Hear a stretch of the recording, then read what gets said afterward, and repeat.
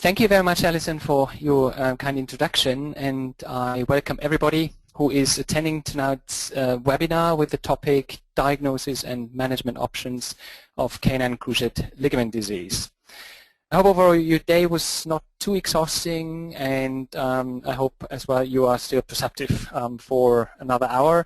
Also, we will cover quite a few topics. You will overall be given a brief overview of of important anatomical structures of the stifle joint. I try to discuss only very briefly pathophysiology and diagnosis of canine cruciate ligament, and the overall majority of tonight's webinar will be focusing on different treatment options of a diseased cranial cruciate ligament. Which anatomical features should you be aware of? The cranial cruciate ligament runs from the caudomedial aspect of the lateral femoral condyle, which you can see here on that picture, to the lateral, to the cranial intercondyloid area, which you can see here of the tibia. And the cranial cruciate ligament is grossly divided into a larger caudolateral and a smaller cranial medial part. In regards to its functions, the cranial cruciate ligament prevents cranial subluxation of the tibia, and it limits internal rotation as well as hyperextension of the stifle joint. And therefore, all forces that cause cranial tibial subluxation or excessive internal rotation as well as hyperextension, they put excessive stress on the cranial cruciate ligament, which then would predispose the cranial cruciate ligament to rupture. Other intra-articular structures of the stifle joint which are very important are the menisci. They are C-shaped discs of fibrocartilage which are located between the femoral and tibial condyles, and they attach firmly with their cranial horns and caudal horns to the tibia, which I hope you can see the arrow here. So we have here the meniscus, which is the medial meniscus, and that's the lateral meniscus. And here you can see the attachments to the tibia. Whereas the lateral meniscus is loosely connected with the femur via the meniscofemoral ligament, which you can see here, the medial meniscus is firmly attached with the medial collateral ligament, and this actually predisposes the medial meniscus to be much more often injured compared to the lateral meniscus, because if there's any force acting on the stifle joint, the lateral meniscus can try to move away and avoids compressive forces, whereas there is no way for the medial meniscus to move either more cranially or caudally, and then causing or being severely injured.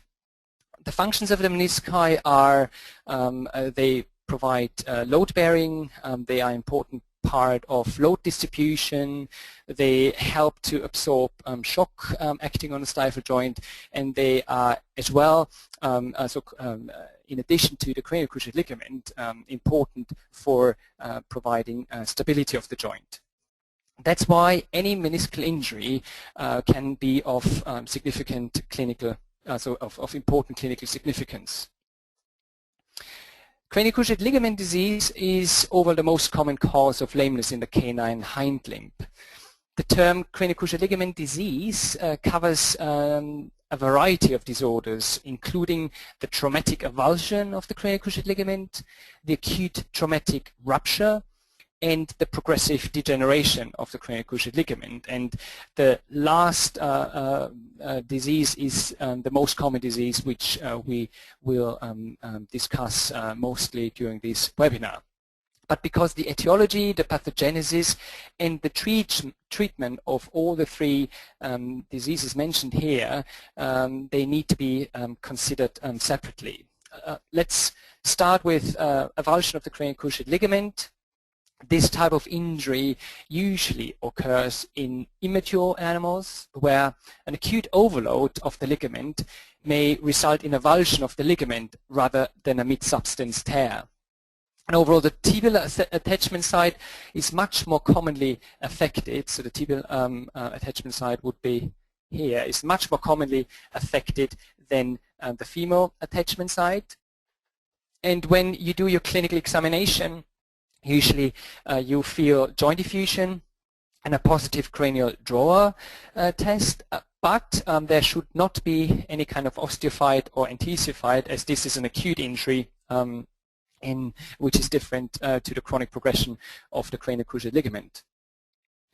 In comparison to the progressive degeneration of the cranial cruciate ligament, primary repair can be successful in avulsion, but it's not successful in the chronic degeneration of the cranial cruciate ligament. The avulsed fragment, which you can see here, a type of technique, the avulsed fragment can be reattached with orthopedic wires or with K-wires and bone screw. It depends if it's a small fragment or if it's a large fragment. And overall, it's a very rare disease, and this it also applies for the next disease I want to briefly mention, acute traumatic rupture of the cranial cruciate ligament. If the cranial cruciate ligament is acutely overloaded, then an acute and very often complete mid-substance tear can be the consequence. And owners very often report an acute onset of non-weight-bearing lameness after the dog was playing with a ball or frisbee.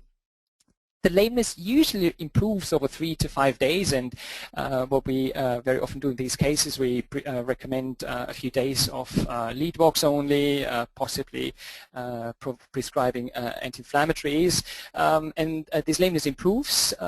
However, the patient remains still significantly lame, and when these patients then present at the practice, you can identify severe pain, joint diffusion, and again an unstable joint, but no osteophytes or anteciphytes on X-rays, which is again a significant difference to the chronic degeneration of the cranial cruciate ligament.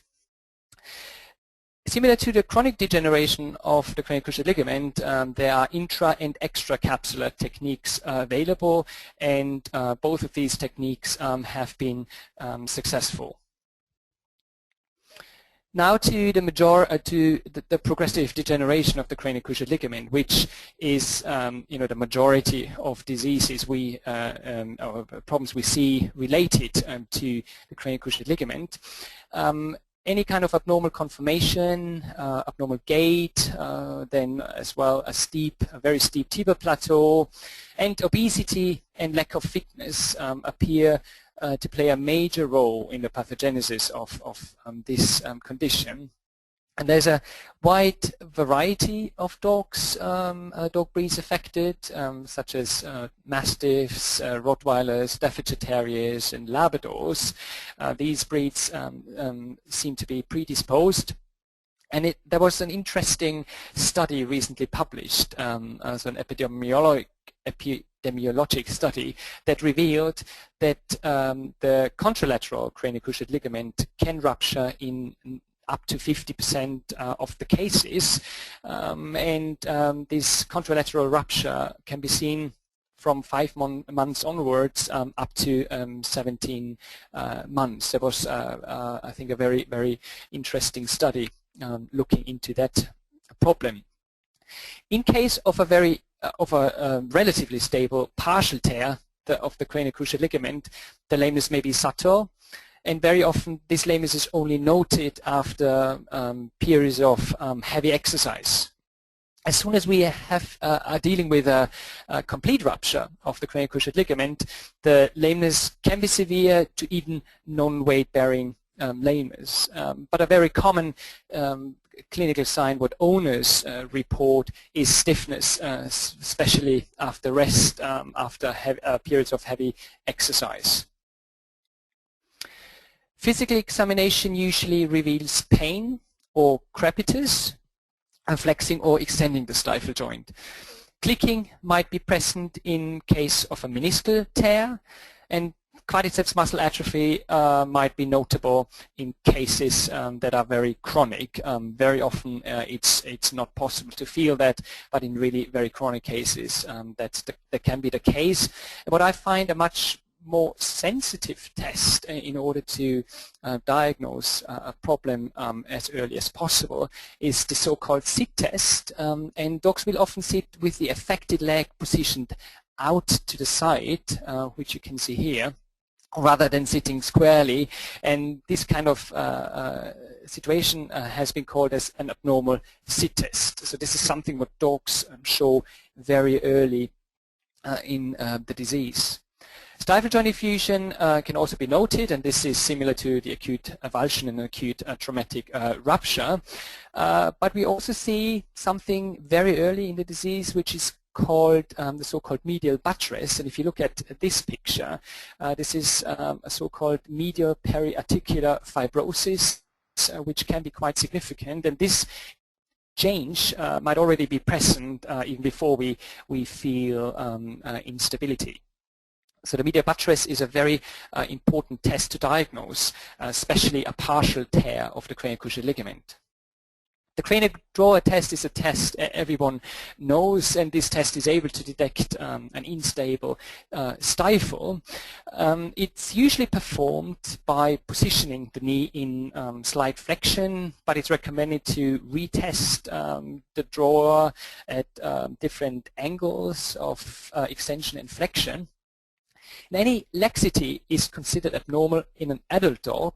However, up to 1 centimeter of a drawer can be normal in a juvenile dog, so you have to be very careful when assessing a young dog for a cruciate disease. And while the cranial drawer test is performed, we should also recognize any signs of pain.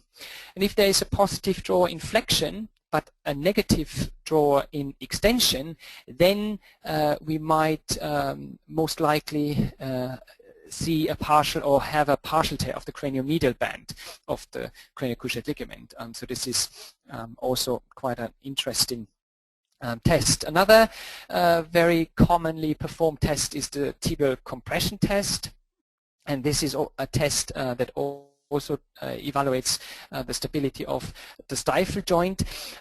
This test can be performed with the patient standing or with the patient being in lateral recumbency.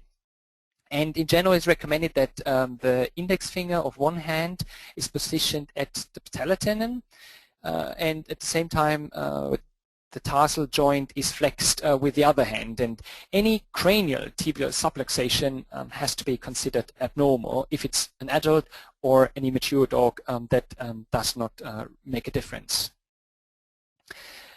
Now, why are radiographs important to perform? Especially radiographs should help to identify a partial tear where we don't feel any instability on our clinical examination.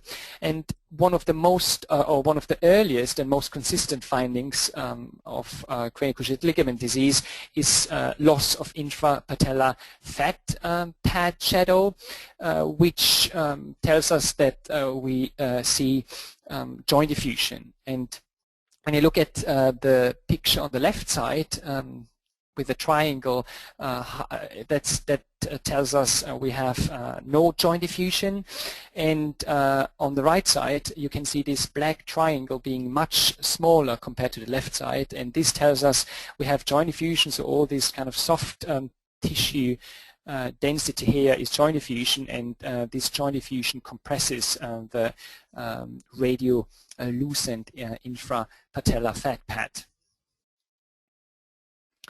Radiographs are also performed in order to rule out other pathologies of the stifle, such as patellar luxation, neoplasia, OCD, any kind of deformities of the femur and the tibia.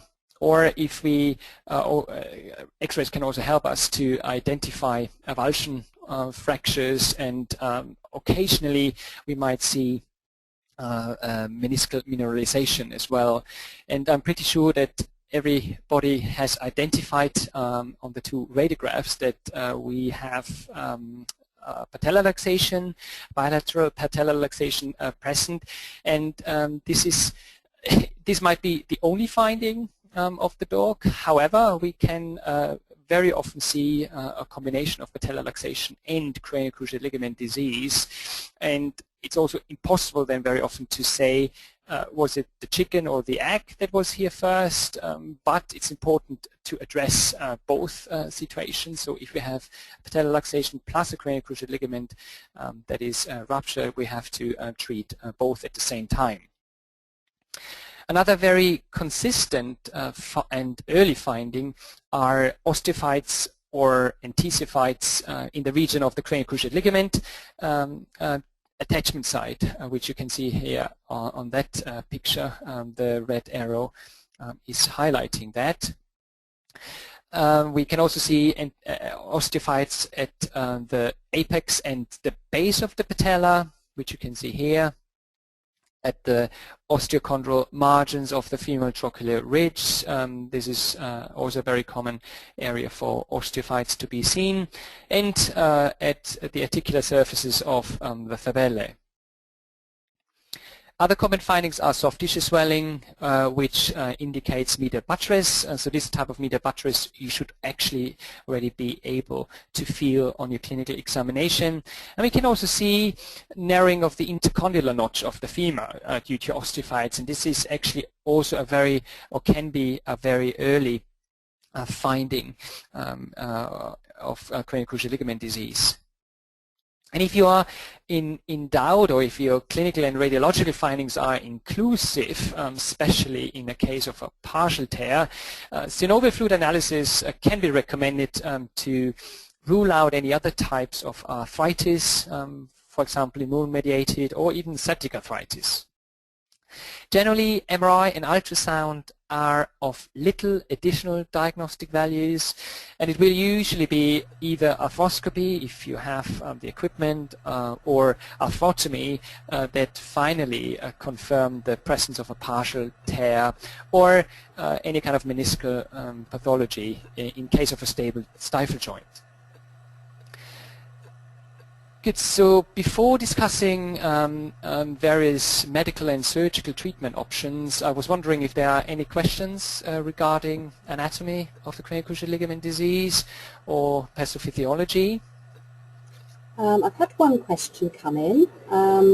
Would you consider cruciate surgery in a patient with well-advanced degenerative changes? Yeah, this is a very common question I am asked by referring vets. You know, does it make sense to do surgery? Is there any kind of possibility to improve?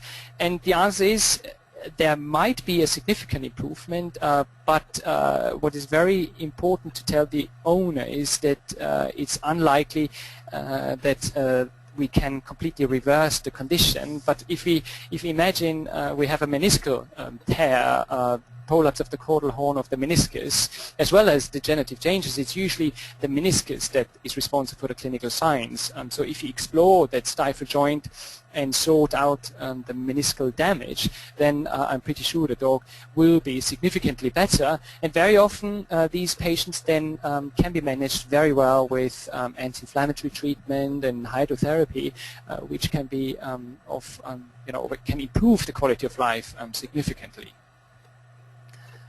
Okay. Is that, does that answer the question? Yes, that's great, Hannes. I think that's all. Any other questions? Or that's the only one at the moment. So if you want to continue with the presentation. Thank you. Okay. If there are no more questions, then I will start discussing how we can manage patients suffering from progressive degeneration of the cranial cruciate ligament. We talk about non-surgical treatment options and surgical treatment options. Briefly to the recommended non-surgical treatment options, they include weight management, modification of exercise, plus minus rehabilitation, and medical treatment. Usually dogs that weigh less than 10 kilos have adequate clinical function after conservative treatment. However, in dogs heavier than 10 kilos, the lameness might improve, at least initially, but they will never return to pre-injury activity. And this is also something what we need to talk to the owner about. It also depends on the activity level of the patient. And overall, we can say that surgical stabilization is recommended in patients of any size if we want to ensure optimal function. Whereas a broad range of non-steroidal anti-inflammatory drugs has been approved for use in dogs, there's a much narrower range available for cats. I always start treating, so if NSAIDs are not enough in treating arthritic pain, I very often add opioids, the so-called rescue analgesics, such as tramadol or vetagesic. I rarely have the experience that opioids alone are of any benefit, so it's usually the anti-inflammatory drugs that can improve quality of life significantly. Gabapentin has been originally developed for treatment of epilepsy, but has been commonly used now in patients with neuropathic pain, and it's now more and more commonly used in to treat orthopedic pain. So this is definitely something what we can also try. So this multimodal analgesic regime is also highly successful in treating arthritic pain. Adequan and Cartophan are very well-known drugs. So they are so-called structure-modifying drugs, which, after having performed multiple studies, actually can be recommended with a so-called moderate level of comfort. So it's definitely not wrong to have a 4-6 week course of these drugs. Then we also have nutraceuticals being an important part of medical treatment, and overall it's the combination of chondroitin sulfate and glucosaminosulfate which seem to be highly effective in addition to essential fatty acids. Surgical therapy is usually divided into intracapsular and extracapsular reconstruction techniques and corrective osteotomies. However, a very, very important part of stifle surgery is the meniscal inspection and resection if there is any problem. And this meniscal inspection and or treatment can be done either by open arthrotomy or, again, if arthroscopy equipment is available, via arthroscopy. If we perform intracapsular and extracapsular techniques, a standard lateral parapatellar arthrotomy is performed. But in case of osteotomy procedures, it's usually a medial approach of the proximal tibia that's used to access the stifle joint, because for doing a TPLO and a TTA we need a medial approach to the tibia, so this stifle approach can be combined with the tibial approach. Debridement, yes or no. Overall, it depends what type of technique you are then planning to do. The cranial cruciate ligament has to be inspected, and a small probe can also be used to then confirm rupture or laxity of the cranial cruciate ligament. We usually recommend to remove any kind of remnants of the damaged cranial cruciate ligaments. However, if we intend to do a TPLO and a TTA, it's usually recommended to debride the cranial cruciate ligament if there's a complete tear, or in a case of an unstable partial tear, but if there is a stable partial tear, it's usually enough to just debride the damaged portions of the ligament and leave the intact portions of the ligament there. So the speed of clinical recovery usually depends on the presence of meniscal injury and the chronicity of the problem, and not on the debridement of the cranial cruciate ligament or not. However, the type of approach to the stifle joint is a very significant, or does have a very significant impact on a post-operative recovery as well, and it's mainly the the retinacular, patellar retinaculum, what you can see here. If you manage to inspect the stifle joint without cutting through the retinaculum and without luxating the patella, which, you know, luxation of the patella can only happen if you cut through the retinaculum, then docs will put weight on the operated leg much quicker. This means in an ideal case, you just make an arthrotomy in that area here, so next to the patellar ligament, but before, so cranial to the lateral extensor tendon. And with combining flexion and extension, it's actually physically possible to inspect all parts of the meniscus, especially the medial meniscus. So this is something what can really make a significant difference in terms of speed of recovery.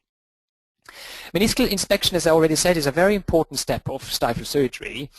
Any kind of damage to the caudal body of the meniscus has to be addressed, and it's actually a very common issue. So in up to 77% of all meniscal injuries, it's the caudal horn of the medial meniscus that's affected. However, and this was a very surprising result, in up to 77% of the cases, we see radial tears of the lateral meniscus. So the lateral meniscus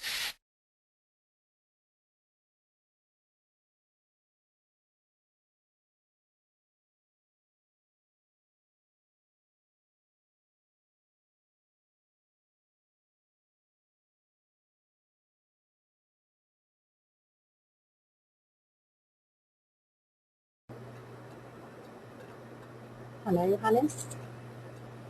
We've just lost you at the moment. I don't know whether you're picking us up.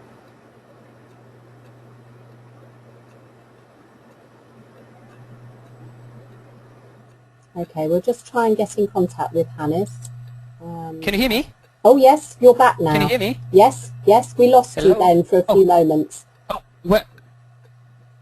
Oh, I don't know. Okay, where did you lose me? Can you? I think you just talked about the lateral meniscus and 77% of tears. Okay, lateral meniscus.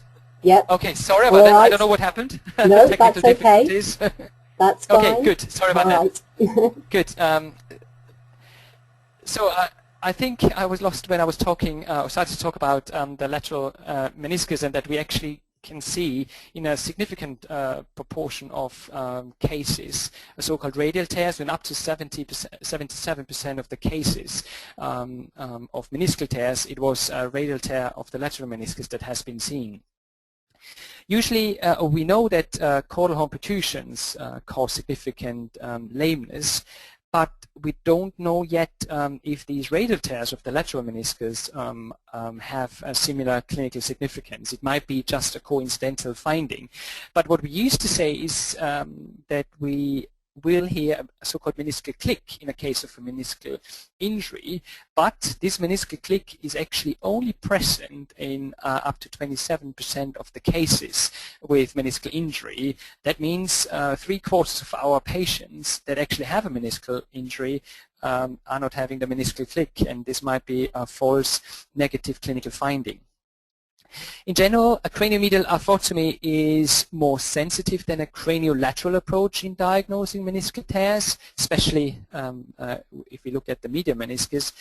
But it's still the case that arthroscopy is having the highest sensitivity. So if you have access to arthroscopy, it will be again a very, very good thing to do to detect especially minor meniscal injuries as soon as possible. You can again use the probe to increase, to have an increased sensitivity and specificity, but stifle retractors are usually or very commonly used to help improving the exposure to the caudal pole of the meniscus. However, as I used to, or still very often arthroscopically inspect the stifle for any kind of meniscal tears, I learned to perform even open arthrotomies without stifle retractors, and it's again the combination of flexion and extension and having actually an assistant that subluxates the tibia cranially. That enables me to have a look at the caudal horn of the meniscus without using stifle retractors. I mean, it's better to use a stifle distractor to have a look at the caudal horn, but the stifle retractor, if it's not well used, can cause significant degree of damage. Meniscectomy overall, so removal of the whole meniscus, can have surprisingly excellent short-term outcome, and it can resolve clinical symptoms rapidly. But it's then the patient will definitely have a problem in terms of long-term prognosis, which we have to consider to be less favorable, because removal of the meniscus will lead to significant progression of osteoarthritis. Therefore, we should try to perform a partial meniscectomy whenever possible. And by then combining the partial meniscal resection with one of the osteotomy procedures, we then should be able to protect the intact part of the meniscus from any postliminary tear. Meniscal release used to be recommended, or is generally recommended in cases of a TTA and TPLO, and this has been is not the case anymore. And nowadays we say the meniscal release can only be justified when the incidence of meniscal tears is unacceptably high. But even a meniscal release is not always effective in preventing postliminary tears. So if you are in doubt, the so-called caudal pole meniscectomy, where we remove the caudal part of the meniscus, this part of the meniscus is usually preferred. So I usually start putting a probe into the mediocaudal part of the meniscus, pull it cranially, and then take my 11 scalpel blade or beaver blade and make the first cut, and then I remove the rest of the diseased bit. In human orthopedic surgery, usually a primary repair of the meniscus can be tried, and it's usually very successful, but it's a different story in dogs, because in dogs the cranial cruciate ligament disease is a more chronic injury. And overall, the meniscus in a dog is not as vascular as in human beings, hence the healing is very poor. So it's not recommended to try to suture any kind of meniscal injury. Now let's start talking about the different reconstructive techniques, with intra-articular techniques being the first techniques invented for treatment of cruciate disease. They used to be very popular. However, nowadays they have mostly been replaced by the lateral Fibular suture, the TPLO, and the TPLO. TPLO and TTA. And if we look at so a graft is usually used and is placed intra-articularly to imitate the cranial cruciate ligament. So we need to discuss the position at the femur and the position at the tibia. And it's still recommended to use the over-the-top position on the femur. And on the tibia, it makes sense to fix the insertion as close to the original insertion of the cranial cruciate ligament. And in terms of grafts, it's still the patellar ligament and fascia lata that are most commonly used as autografts. The clinical results can overall be considered as good, which is overall comparable to extra-articular techniques.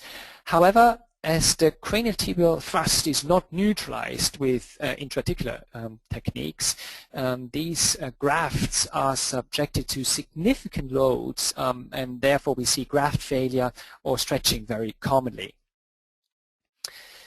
The fibular head transposition, in that type of technique, we try to advance, so mobilize and advance the fibular head cranially.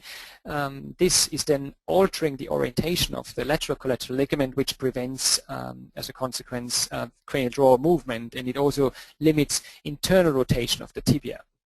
However, the stifle joint very often remains unstable as the collateral ligament is very often stretched, and we also see implant failure very commonly as a common complication.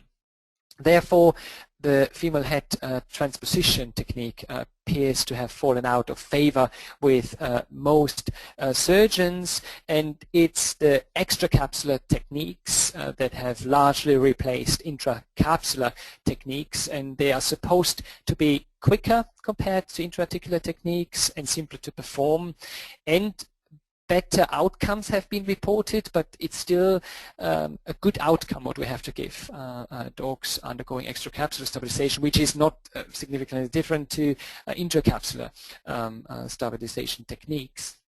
Overall, so another big advantage of extracapsular techniques compared to intracapsular techniques is that we see fewer and much less detrimental complications.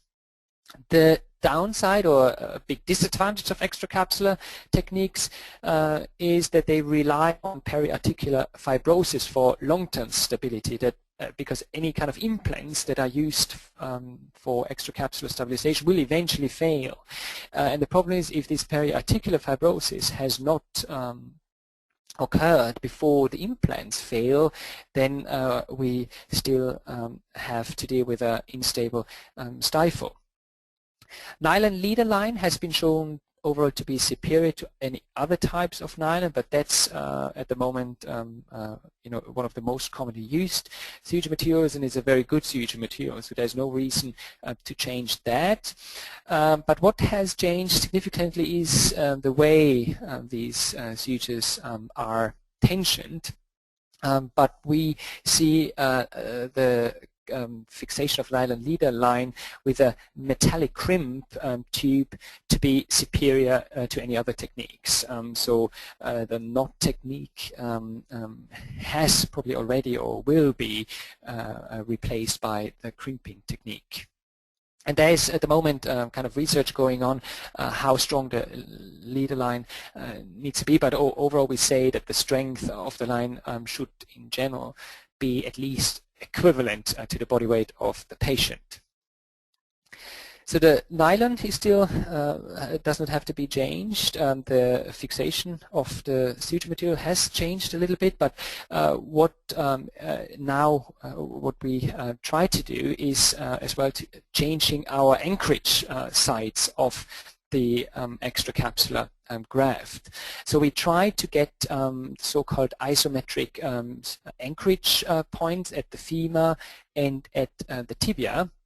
However, there is no combination of femur and tibial points that is truly isometric. So we are usually talking about so-called quasi-isometric points, so certain pairs of points are closer to isometric than others, and studies have looked into these kind of quasi-isometric anchorage points, and if you look at the femur, F2, so the distal fibula site, appears to be the most isometric, or closest isometric proximal anchorage fixation, and it's T3, which is very close to the extensor groove, which would be the most isometric or quasi-isometric anchorage fixation at the tibia. So what we used to do is placing the distal part of the suture somewhere here, or fixing here, either with 1 or 2 bone tunnels, and there is now a shift to more proximal, more caudal, which is a little bit more tricky to do. But if you use F2 and T3, then you would have the least amount of stress on your suture material.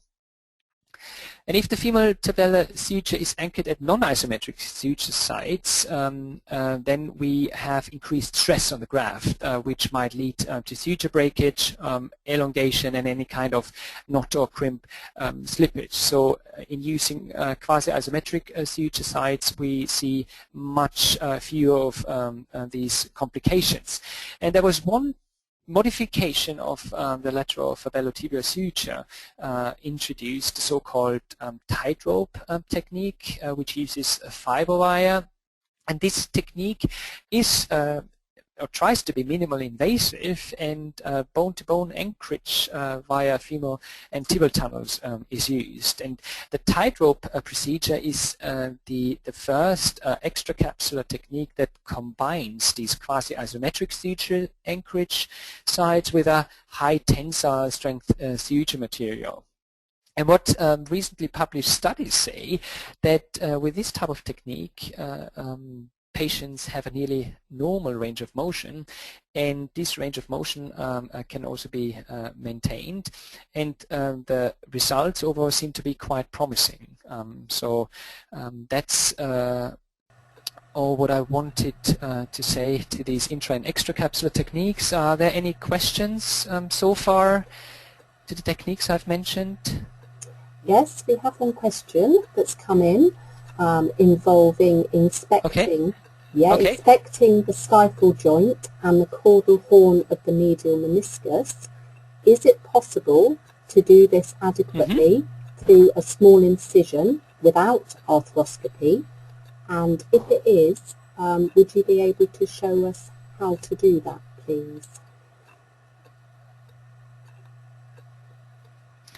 Okay, can I go back to, can I just go back to presentation? Let me just go back to one slide. So this is, just briefly, this is the kind of, so there was the question about inspecting the stifle joint via minimal invasive approach. So this is the usual kind of macro-invasive approach we used to do. But what I have tried to do is to do an approach without arthroscopy. So this is, I call this an open arthrotomy, where you just make an incision into the skin, which might initially be 2 centimeters long, but you can, you know, it can be just 1 centimeter long, and you go from here, use a Gelpi distractor plus a Sen retractor, and the Sen retractor can be hooked into the tibial tuberosity here, and the Gelpi retractor is spreading the patellar ligament against the extensor tendon, and you might use a ronger to remove a little bit of the fat body here. But then, if you try to flex and extend the stifle joint and use your surgical light, and having an assistant who is actually pulling on the Sen retractor, you will be surprised how well you can inspect the caudal horn of the meniscus. And it's usually so the caudal horn of the meniscus usually protrudes or prolapses if you have a complete unstable situation. In these unstable situations, it's anyway quite easy to do a subluxation of the stifle joint. So if you have a partial tear, that's then getting quite difficult to really then work with the caudal horn without damaging cartilage. But the inspection can also be done via that approach. I mean, it sounds quite different, and you might not believe me, but if you have the chance to practice, it's amazing how well these dogs do if you don't cut through the retinaculum patella.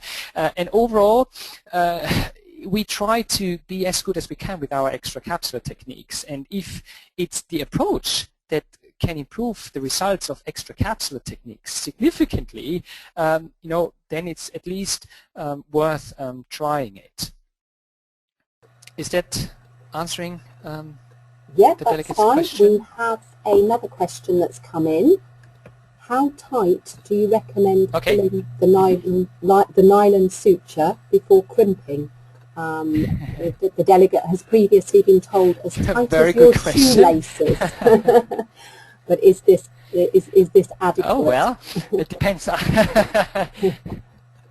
Yeah, it's a very good question, and actually at the moment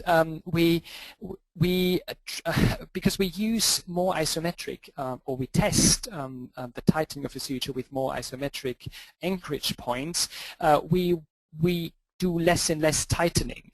So the idea is to disturb the joint function as little as we can with our extracapsular technique. So usually what I try to do, if I have a complete tear, I have my assistant, or I start putting the stifle in a normal position, and then I start pulling on the suture material, and while my assistant continues pulling the suture, I apply the crimp. So it's always the kind of finding the balance, not being too tight but tight enough, and if you use these quasi-isometric suture anchorages, then less tension is needed, and then we have less stress on the suture line, and we have less implant failure.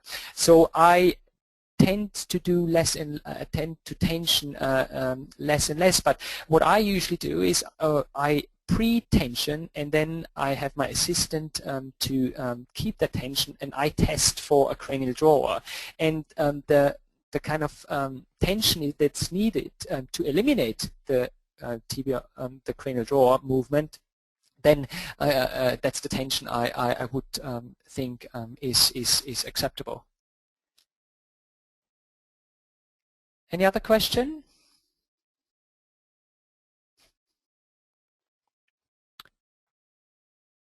Alison, I can't hear you. Is there any other question? Sorry, Hannes. Where and how would you anchor the suture? Okay, it's not Sorry. Yeah.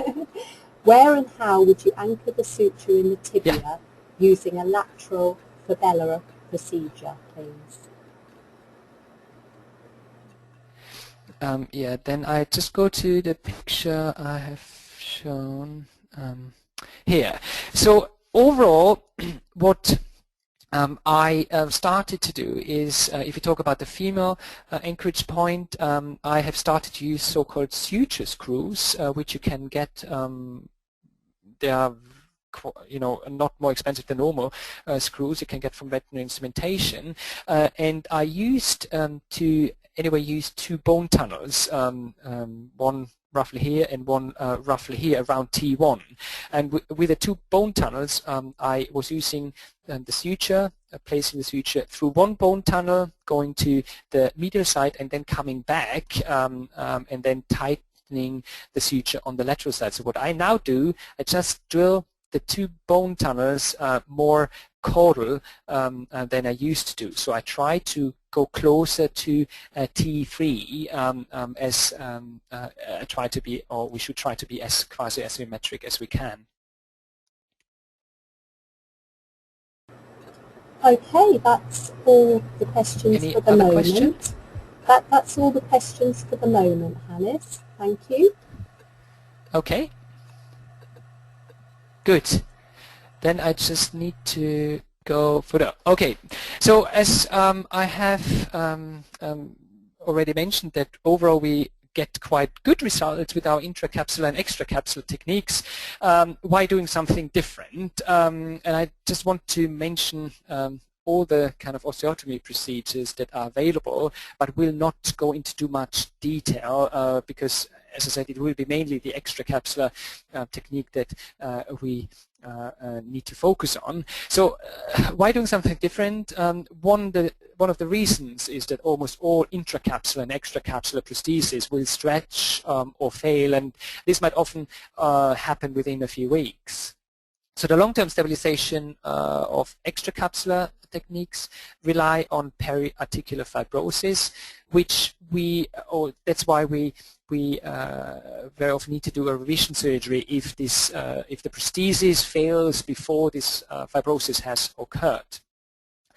We also see a very high incidence of meniscal injury after prosthesis stabilization, and which is a significant difference to osteotomy procedures.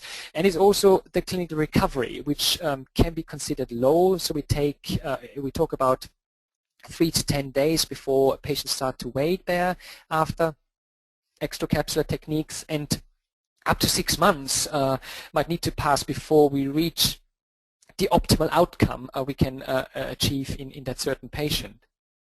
And also, intra and extracapsular techniques are not eliminating the cranial tibial thrust, and this cranial tibial thrust can be successfully eliminated by using osteotomy techniques, and these osteotomy techniques aim at restoring the stifle anatomy that initially has predisposed the cranial cruciate ligament to fail. So we talk about the cranial closing wedge osteotomy, the tibial plateau leveling osteotomy, the tibial torosity osteotomy, and the triple tibial osteotomy.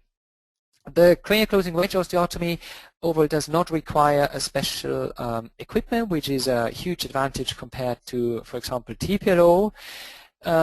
We can also treat tibial deformities, and one big advantage of cranial closing wedge osteotomy is that we can perform this technique in immature techniques, immature dogs. Because the osteotomy is in an area where growth plates will not be affected. However, a large closing wedge osteotomy might cause limb shortening. We might also move the patella too far distal. We might create hyperextension of the joint, and the tibial plateau angle is very variable. So the biomechanical rationale behind the TPLO is elimination of the cranial tibial thrust. So that's what we try to do. It's a very complex pathophysiology. I don't want to go into too much detail, but what we need is much more extensive preoperative planning. So it's important to do mediolateral and cranial caudal views in order to assess the tibial plateau angle and any kind of deformities. And the tibial plateau axis is then established in order to be able to measure the tibial plateau angle, which you can see here. So you usually draw the tibia long axis, which you can see here, and the tibial plateau, and then this is the angle, the so-called tibial plateau angle at the intersection of the tibial plateau and the tibial long axis point. And if this angle is higher than 30 degrees, this means it's definitely excessive, and we try to reduce that angle to 6.5 degrees. So this is how a tibial plateau, so TPLO procedure is carried out. So we need to use a biradial saw, we need to use a jig, and then after rotation of the tibial plateau, we have to stabilize it with a plate.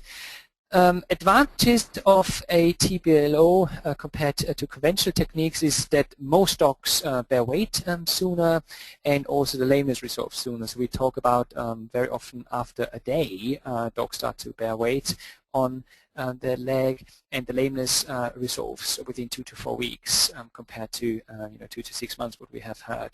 And we have already seen, or we try to now look into long-term outcome of patients undergoing a TPLO, and some patients actually have not had any progression of osteoarthritis, and in some patients the periarticular thickening has reduced. But we know that TPLO can have loads of complications. It's a difficult surgery with a very distinct learning curve.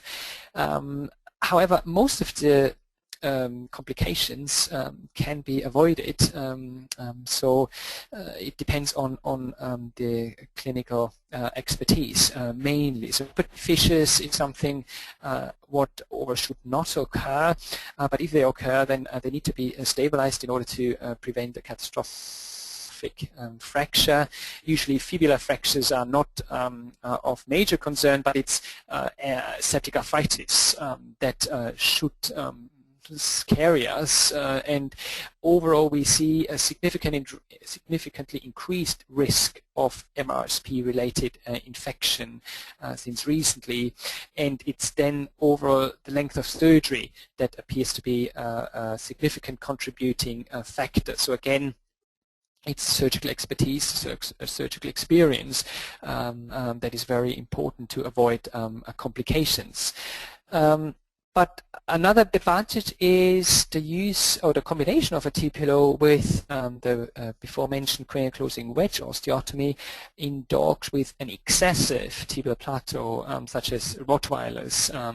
They can have very often a very excessive tibial plateau. So we combine a TPLO and a cranial closing wedge osteotomy to reduce the tibial plateau angle to 6.5 degrees in dogs, for example, that have 40 or 50 degrees of tibial plateau.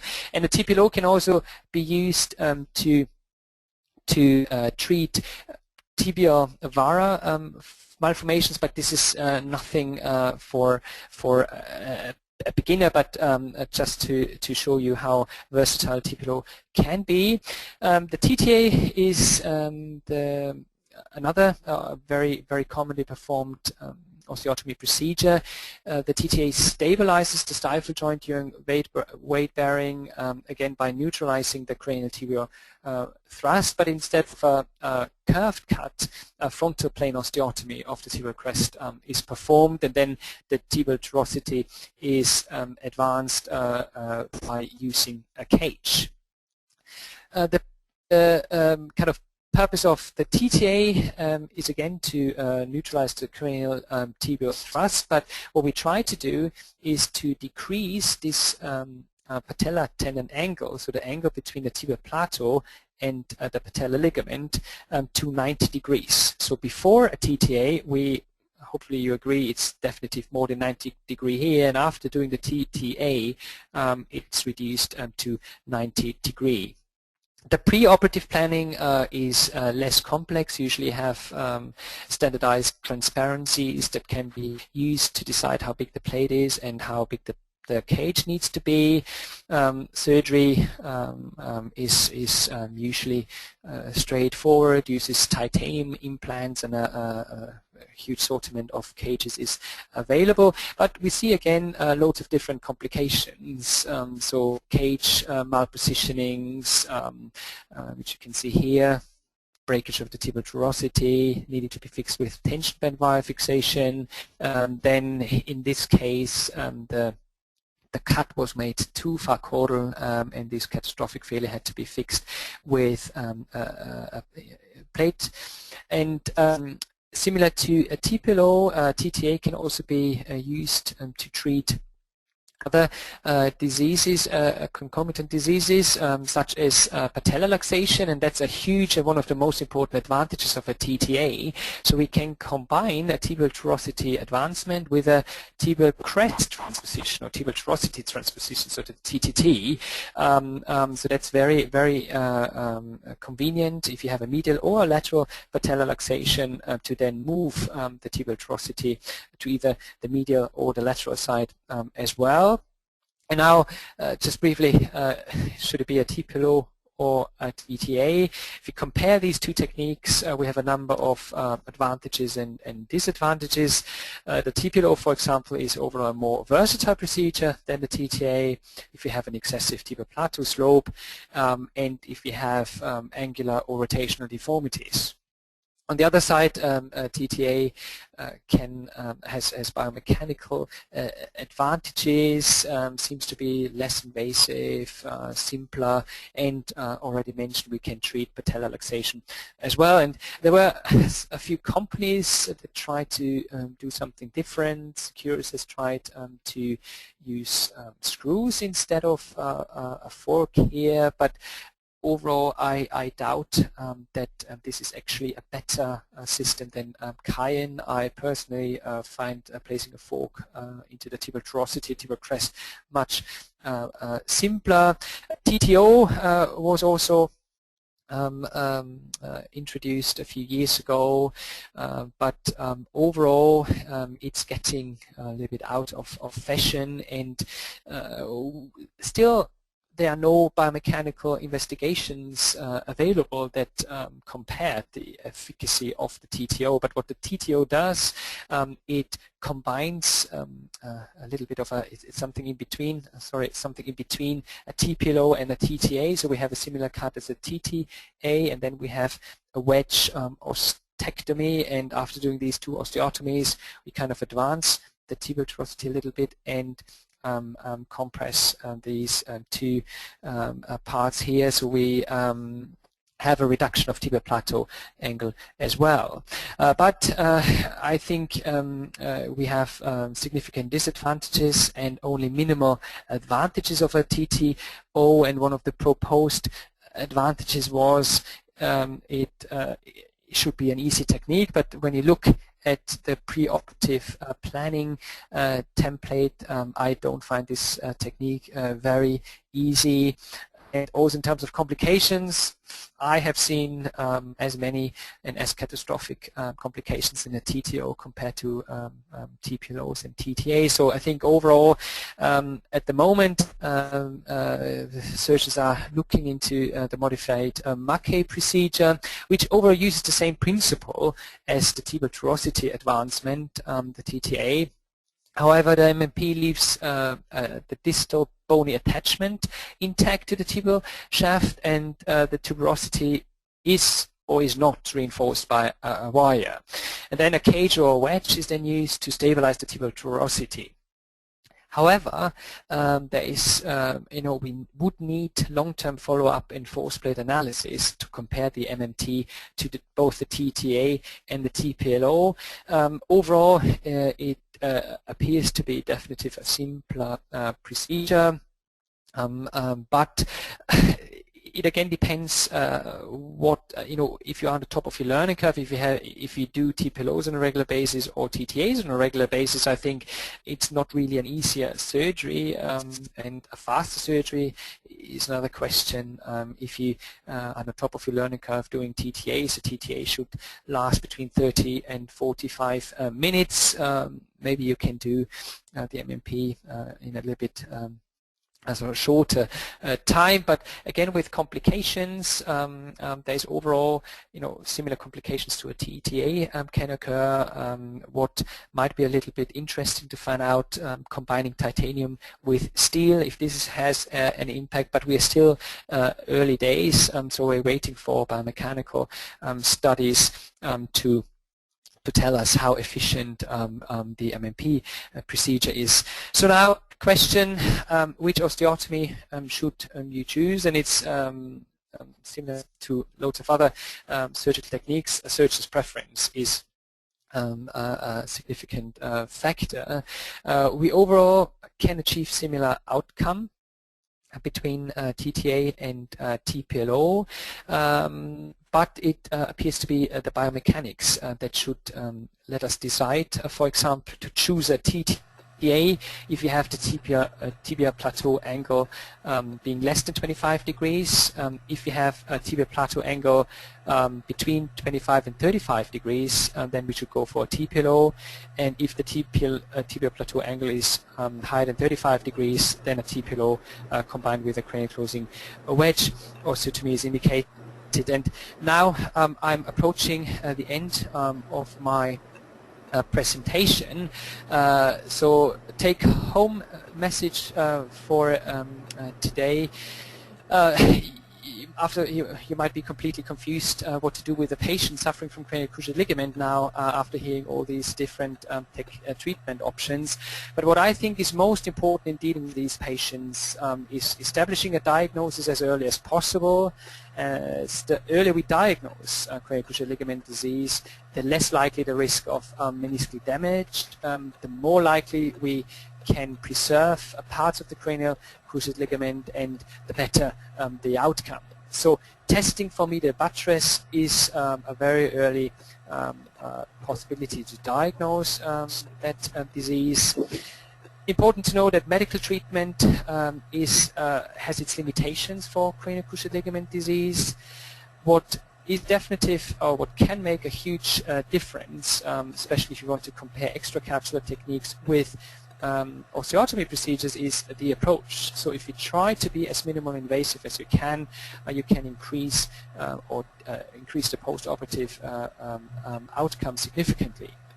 Important, take your time when inspecting the meniscus. Any kind of meniscal injury needs to be addressed, and probably extracapsular techniques might be most useful in the general practice settings, but what we should focus on more in the future is try using isometric anchorages.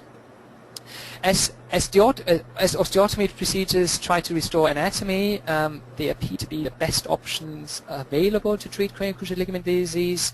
However, we have cost and possible catastrophic complications that might be prohibitive in a large number of cases.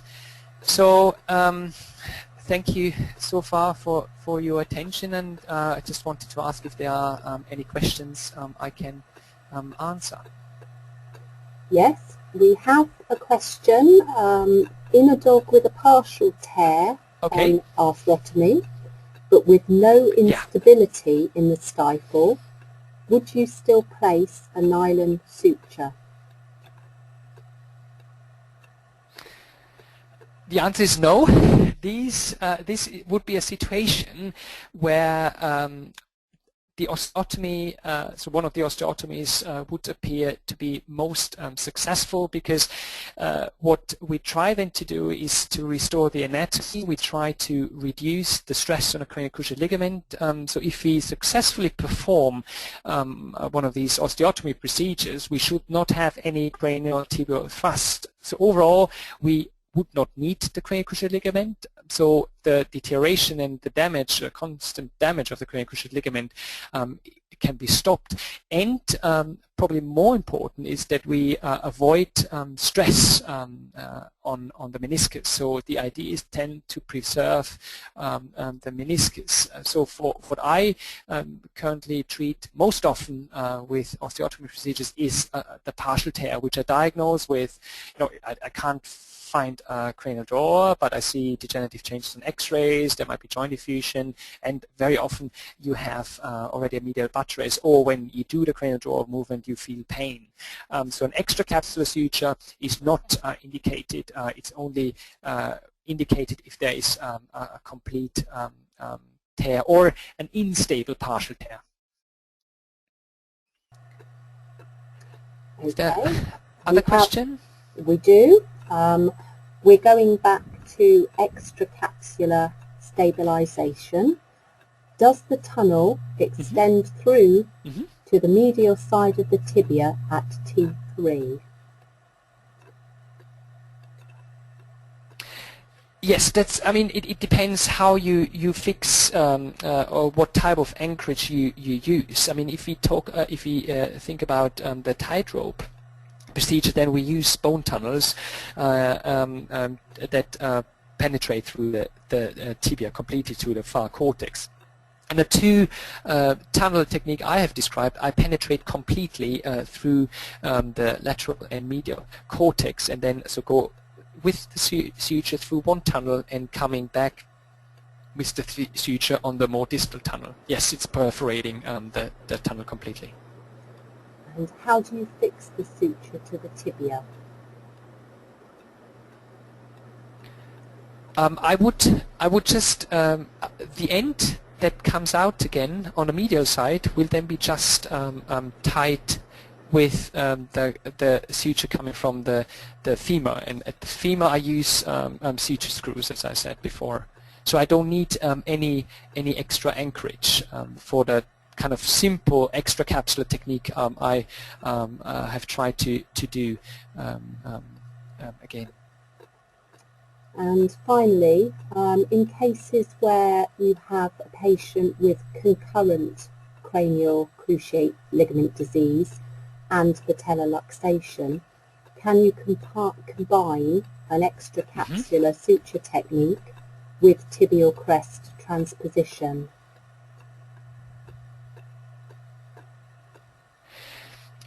Yes, potentially you can, but it gets a little bit more difficult. What I very often anyway do if I have a patient suffering from patellar luxation is first of all doing whatever is necessary in terms of sulco, trochleoplasty, try to do capsular release, facial imbrication techniques, and then make my tibial crest transposition. And very often it's then internal rotation that still predisposes the patella to luxate. So I place a so-called anti-rotational suture occasionally, which I then use really the fibula, go around the fibula and somewhere distal and caudal to the tibial TT cut, so making sure that that I'm not drilling through the osteotomy, so that I don't damage my tibial porosity transposition. But yes, you can combine these two techniques.